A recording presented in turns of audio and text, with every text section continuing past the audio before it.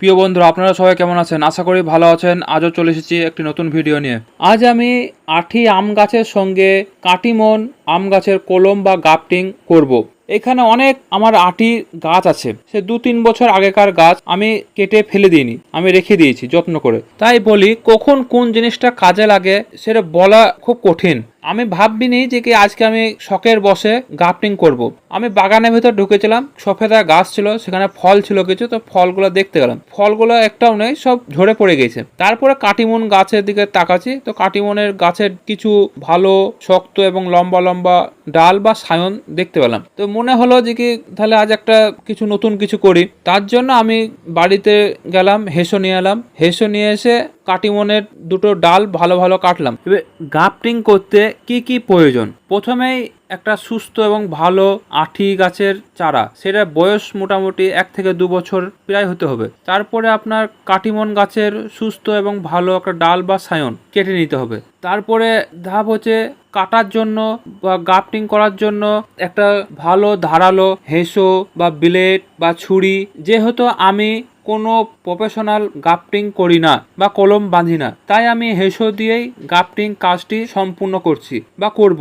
আর যারা এই কাজে পারদর্শী তাদের কাছে সকল সময় উন্নত মানের আধুনিক যন্ত্রপাতি থাকে, তাই তাদের কাজটা 100%-এর মধ্যে 90 ভাগই সফল হয়। আর সব থেকে প্রয়োজনীয় জিনিস হচ্ছে দক্ষ শ্রমিক। তারপরে গ্রাফটিং টেপ বা পলিথিন ফিতা। আমি যেমন সাধারণত ক্যারি প্যাকেট বা প্লাস্টিকের প্যাকেট ইউজ করেছি। আমি যেমন যে আটি গাছের সঙ্গে কাটিমন গাছটি গ্রাফটিং করছি, সেই আটি গাছটা মাটি থেকে কিছুটা উপরে কেটেছি। ভালো করে একবার চরুস করে কাটার পর সেখানে আমি গ্রাফটিংটা করলাম কাটিমনের সাথে। সব থেকে গুরুত্বপূর্ণ জিনিস হচ্ছে কাটিমন গাছে যে সায়নটা দেখছেন আপনারা, তো সেটাকে আপনারা ভালো করে নিচের পোর্শনটা দুপাশটা মসৃণ ভাবে ছিলে নেবেন ধারালো ছুরি বা ব্লেড বা হেসো দিয়ে। তারপরে তাকে আঠি গাছের সাথে গ্রাফটিং করে দিবেন। আর বারবার ঘষবেন না, সেই সায়নটার নিচের পোর্শনটা বারবার ঘষলে সায়নটা হবে না এবং সায়নটা নষ্ট হয়ে যাবে। সায়নটা বা কাটিমন গাছের ডালটা আর আটি গাছটা দুটোকে ভালো করে মিলিয়ে নেওয়ার পর সেটাকে প্লাস্টিক বা ক্যারি প্যাকেট দিয়ে ভালো করে বেঁধে দিবেন, শক্তভাবে বেঁধে দিবেন, যাতে সায়নের 2 অংশের মধ্যে একটি অংশ যাতে আটি গাছের সাথে মিলে যায় বা মিলন খায়। তাহলে গাছটি দ্রুত বেরোনো সম্ভব। আর যদি না সংস্পর্শে আসে তাহলে গাছটি নষ্ট হয়ে যাবে, মানে গাছটা হবে না, গ্রাফটিংটা অসফল হয়ে যাবে।